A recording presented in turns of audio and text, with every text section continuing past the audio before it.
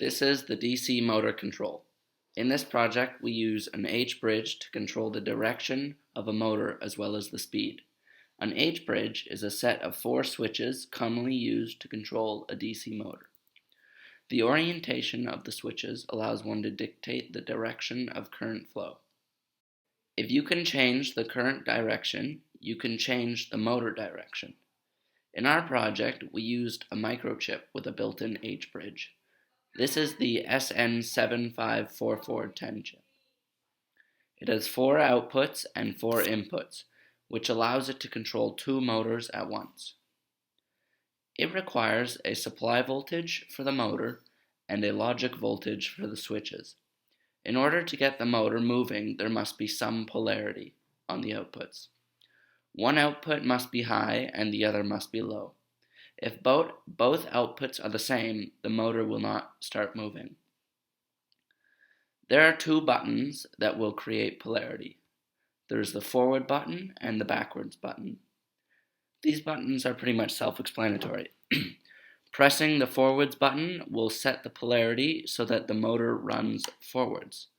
Pressing the backwards button will reverse this polarity and make the motor run in the other direction.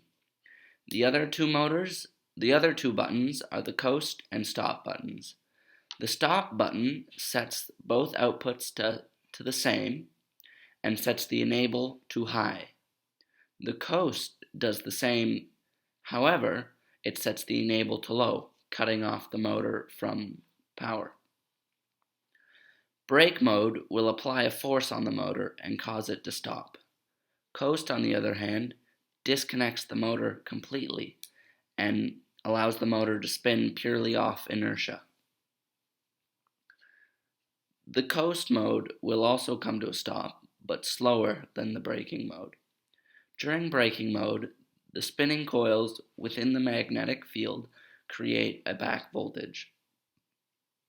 In the same way you apply electricity to the motor to get it moving, when it is put in brake mode, the roles are reversed and the motor outputs a voltage before coming to a stop.